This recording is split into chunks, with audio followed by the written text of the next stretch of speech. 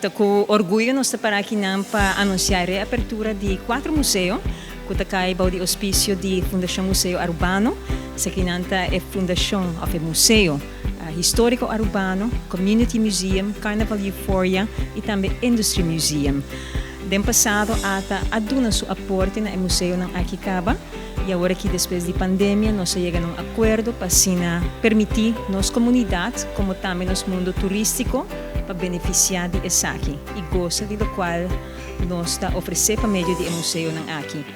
E para a é importante para sobre permitir-nos realçar na nossa história, nossa cultura, nossa herência e identidade, que está assim é importante para nosso turismo, mas também para nossa mesma comunidade. Pois então outro exemplo de como nós está fazendo isso aqui.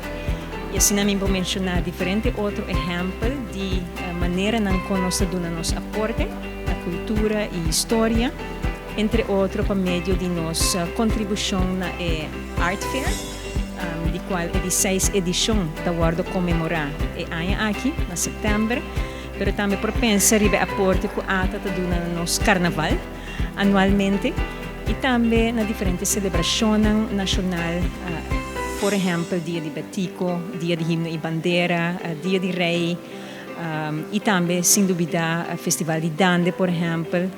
E, semanalmente, nós damos nosso aporte no Bombini Festival, que nós sostenemos aqui na Fort Southman.